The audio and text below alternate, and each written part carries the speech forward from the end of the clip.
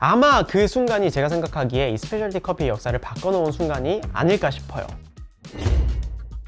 네, 여러분 안녕하세요, 안스타입니다. 제가 이번에 1kg에 1000만 원이 넘는 전 세계에서 가장 비싼 커피가 판매되는 나라, 수많은 바리스타 국가대표 선수들이 대회에서 사용하는 커피를 재배하는 나라 파나마 커피 산지를 약 한 2주 동안의 일정으로 다녀왔습니다. 그래서 오늘은 파나마 산지를 다니면서 느낀 점을 여러분들과 공유하고 싶어서 영상을 켰습니다. 파나마는 지리적으로 남아메리카 그리고 북아메리카의 딱 중간 정도에 위치해 있습니다. 약 500만 명이 사는 적은 인구가 사는 나라죠. 그리고 파나마 안에서도 커피를 재배하는 곳이 곳곳에 있지만 대부분이 로부스타 품종을 재배하는 곳이고, 우리가 아는 고품질의 아라비카 커피를 재배하는 곳은 수도인 파나마시티에서 비행기로 1시간 정도 거리에 있는 치리키 지역의 바루 화산, 그 화산을 끼고 있는 보케테와 볼칸 지역에서 우리가 생각하는 파나마 커피가 재배되고 있고요. 파나마는 나라 자체가 크지 않기 때문에 커피 생산량 또한 많지 않습니다. 전 세계 커피 생산량의 0.1% 정도만 차지하고 있다고 해요. 사실 파나마에서 재배되는 모든 커피가 전 세계에서 가장 비싸게 팔린다 라고는 이야기를 할 수 없습니다.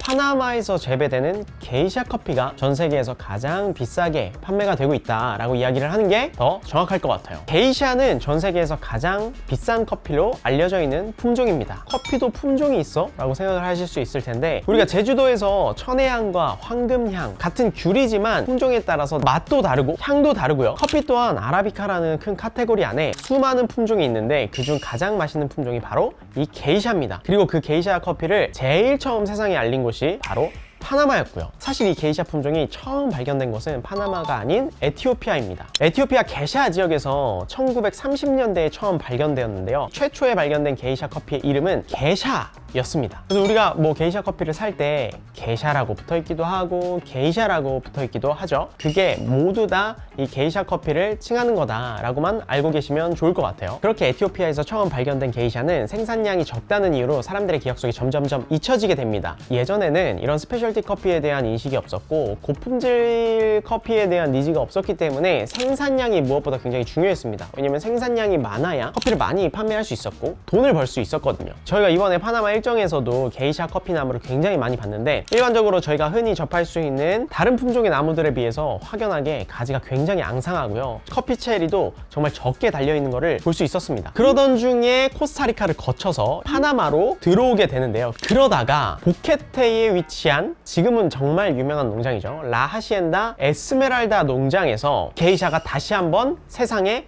알려지게 됩니다. 이 에스메랄다 농장은 커피 농장뿐만이 아니라 파나마 안에서도 고품질의 우유를 생산하는 목장도 함께 운영하는 농장인데요. 에스메랄다 농장 주인 프라이스 피터슨이 1996년 보케테의 한 농장을 추가로 구입하게 됐는데, 그 농장에 파나마 게이샤가 자라고 있었던 거죠. 파나마는 매해 파나마에서 재배된 최고의 커피를 선정하는 베스트 오브 파나마 BOP라는 옥션이 있습니다. 2004년에 이 BOP의 에스메랄다가 우연히 발견한 게이샤를 출품했고 만점에 가까운, 당시에 어디서도 못 본 점수를 받게 됩니다. 그때 당시에 심사위원들이 평가를 하면서 그 컵이 너무 맛있어서 컵이 비도록 마셨다고 해요. 그렇게 그 커피는 당시에 파운드당 21달러라는 이례적인 가격에 낙찰이 되고 세상에 알려지게 됩니다. 지금 생각해도 굉장히 싸죠. 당시에는 파운드당 몇십 센트도 안 되는 가격의 커피가 판매됐다고 해요. 그러니까 이 에스메랄다 농장의 파나마 게이샤는 엄청난 가격에 낙찰이 된 거죠. 그렇게 전 세계 사람들에게 게이샤라는 존재가 알려지고 좋은 커피라면 비싸게 사려고 하는 수요가 있구나 라는 것을 파나마 농장주들이 알게 됩니다. 아마 그 순간이 제가 생각하기에 스페셜티 커피의 역사를 바꿔놓은 순간이 아닐까 싶어요. 왜냐면은 그 전까지는 흔히 말해서 세계 3대 커피라고 하죠. 예멘의 모카, 자메이카의 블루 마운틴, 그리고 하와이안 코나, 이 커피들이 가장 비싸게 판매가 되고 또 가장 고품질의 커피라고 알려져 있습니다. 하지만 지금은 게이샤가 평정을 했죠. 하와이안 코나라든지 자메이카 블루 마운틴은 먹어보지도 못하는 것 같아요. 에스메랄다의 게이샤가 그렇게 높은 가격에 판매되는 모습을 본 다른 파나마 농장주들은 너도나도 게이샤 커피 나무를 심기 시작합니다. 한 예로 요번에 저희가 만났던 파나마의 정말 유명한 농장 중에 하나죠. 엘리다 농장의 농장주 윌포드도 2004년에 에스메랄다가 1위한 장면을 목격하고 그 다음날 게이샤 커피를 자신의 농장에 심었다고 해요. 실행력이 굉장히 빠르죠. 물론 이제 그걸 본 다른 나라들도 에스메랄다의 게이샤 씨앗을 가져다가 심었는데, 지금 굉장히 유명해진 농장의 게이샤가 엘 이네르토 농장의 레전더리 게이샤가 있고요. 볼리비아 타케시 농장의 게이샤가 있죠. 그렇다면 이 게이샤 품종은 다른 나라들도 얼마든지 가져다가 심을 수 있거든요.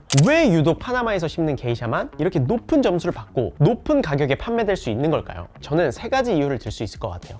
첫 번째가 파나마의 축복받은 때로와, 그리고 두 번째가 농부들의 노력, 그리고 세 번째를 BOP, 베스트 오브 파나마로 꼽을 수 있을 것 같아요. 때로하는 커피를 재배하는 모든 환경적인 요인을 이야기를 합니다. 파나마는 국토가 작기도 하지만 가로로 긴 형태로 되어 있어서 대부분의 영토가 카리브해와 태평양 바다와 맞닿아 있거나 가깝습니다. 그러다 보니까 바로 화산을 낀 해발 고도가 높은 보케테와 볼칸 지역은 해풍이 산과 부딪혀서 미시기후가 생기게 됩니다. 저희도 파나마에 있을 때 저희가 있는 이 자리는 비가 오는데 불과 한 10m 정도만 나가도 비가 안 오는 그런 현상을 목격했거든요. 그래서 파나마는 전화를 통해서 여기는 비가 오는데 거기는 비가 오니? 라고 물어보는 경우가 굉장히 많다고 해요. 그래서 같은 동네더라도 기후가 다양합니다. 그만큼 같은 농장 안에서도 다른 기후를 맞닥뜨리게 되는데요. 그런 기후의 변화는 파나마 게이샤의 다양성을 부과해주게 되는 거죠. 그리고 바로 화산의 화산 토양은 커피나무에 충분한 영양분을 공급해주고요. 기본 고도가 한 1400m에서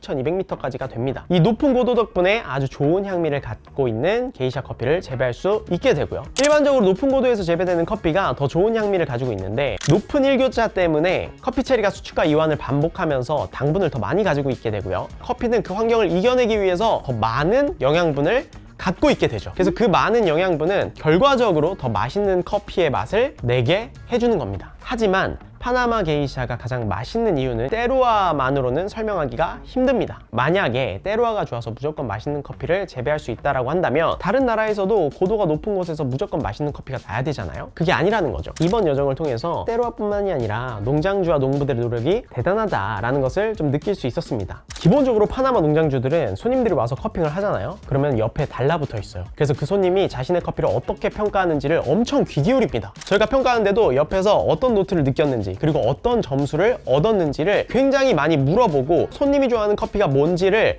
계속해서 관심 있게 들어요. 그래서 다음 자신들이 경작하는 커피에 적용하려고 하죠. 저희가 만난 엘리나 농장의 윌포드도 마찬가지였어요. 사실 윌포드 선생님이지 60이 넘거든요. 그 나이임에도 불구하고 직접 다 트랙트를 몰면서 농장을 일일이 다 소개해주고 열정이 가득하더라고요. 그리고 엘리나 농장은 이미 유명한 농장이거든요. 근데 윌포드가 높은 고도에 또 땅을 샀더라고요. 왜냐면 높은 고도에서 재배하는 게이샤 커피가 괜찮게 얻기까지가 한 10년 정도가 걸린대요. 심지어 자기가 그 열매를 못 거둘 수도 있어. 하지만 자신의 손자, 아들을 위해서 계속해서 그렇게 투자를 하는 거죠. 그리고 여러분들 아시겠지만 높은 고도일수록 커피를 재배할 수 있는 면적 자체가 적어지고 산맥이 이렇게 가파르기 때문에 기계가 달 수 있는 환경이 아니거든요. 무조건 사람들이 열매를 따야 돼요. 그리고 파나마는 고품질 커피를 재배하기 때문에 기계로 할 수가 없습니다. 숙련된 피커가 정말 잘 익은 체리만을 따서 가공을 해야 고품질의 디테일하고 섬세한 파나마 게이샤의 향미를 얻을 수 있어요. 그렇기 때문에 생산량이 당연히 떨어질 수밖에 없는 거죠. 진짜 고도가 조금만 더 높게 올라가잖아요. 1800m 이상 올라가는 농장들은 그냥 진짜 정글이에요. 우리가 생각하는 그런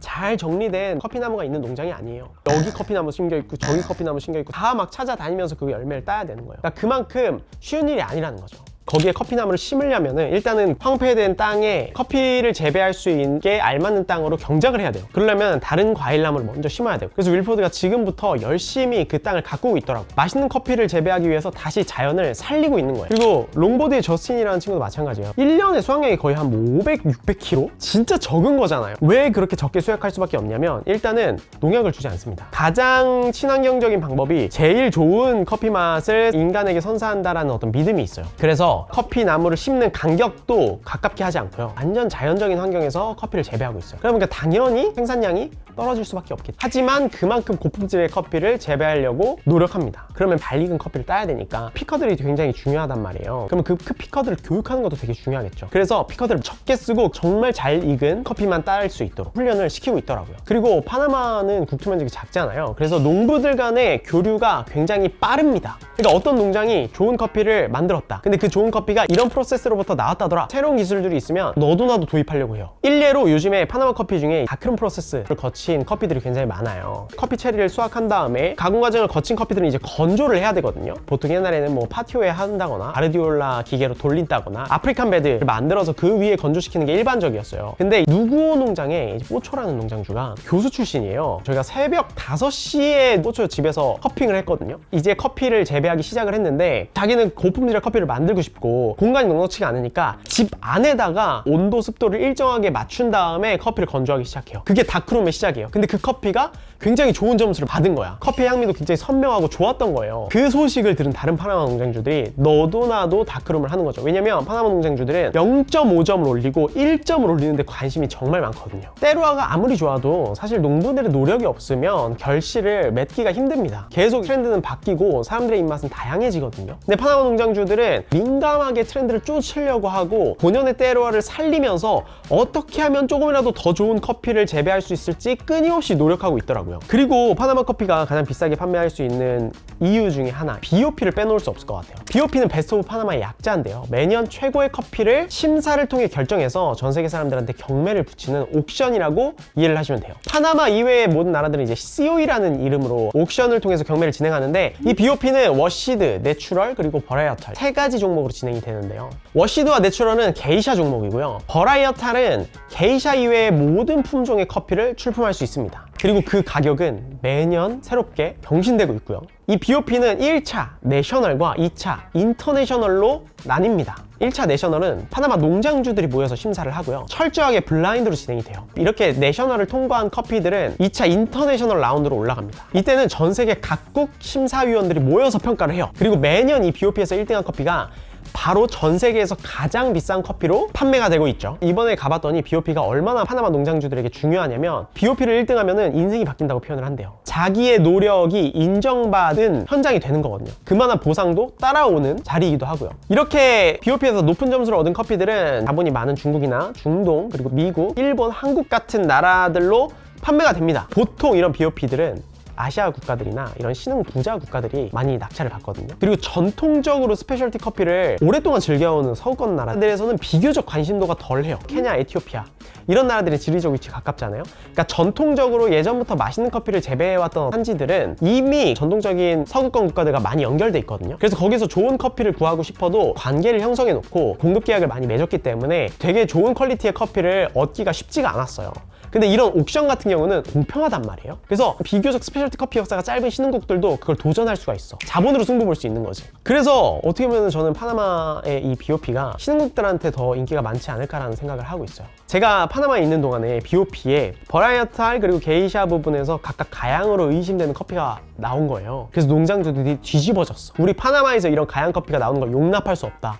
그래서 막 갑로늘박이 펼쳐졌어요. 열띤 토론이 이어지다가 결국에는 그 가양 커피를 실격 처리했어요. 아마 그리고 그 커피를 출품한 농장은 가양 커피로 확실하게 밝혀지면은 3년 동안 BOP를 못 나갈 거예요. 그만큼 이 가양 커피에 대한 거부감이 되게 커요. 본연의 때루아에서 나오는 커피 맛을 되게 소중히 여기고, 그렇기 때문에 파나마 게이샤 세션에서도 워시드 세션을 되게 소중히 여겨요. 전통적인 프로세싱으로 나오는 그 때루아 본연의 향미들을 손실시키지 않은 선에서 커피 향미를 다양화하는 것에 집중하고 있더라고요. 그래서 저는 그런 모습들을 보면서 뭐가 정답이다 아니다를 떠나서 앞으로 이런 가양 커피들이 되게 다양화될 거거든요. 그러면 그럴수록 저는 파나마의 커피들이 아마 더 비싼 가격에 판매되지 않을까라는 생각을 했어요. 그 가치를 아는 사람들은 가양 커피들이 많아지는 시점에 더 많은 돈을 주고 희소한 그 커피를 찾을 확률이 굉장히 높다고 생각해요. 저는 그런 의미에서 만약에 여러분들이 이 영상을 보시고 파나마 게이샤를 한번 도전해보고 싶다 하시는 분들은 깨끗한 워시드 커피를 한번 먼저 도전을 해보시는 거를 추천을 드립니다. 가장 파나마 게이샤의 본연의 때루아를 완벽하게 느낄 수 있는 커피이고, 그 워시드 커피를 먹어야 비로소 파나마 게이샤의 날 것을 느끼실 수 있거든요. 제가 이렇게 파나마를 다녀오면서 느낀 점을 간단하게 설명을 드렸는데, 파나마에서 영상을 저희가 엄청 많이 찍어왔거든요.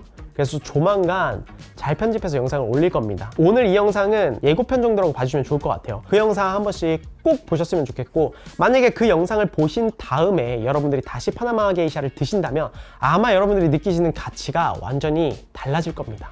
저는 오늘 여기까지 하고요. 다음에 또 유익한 커피 관련된 컨텐츠로 찾아뵙도록 하겠습니다. 빠이!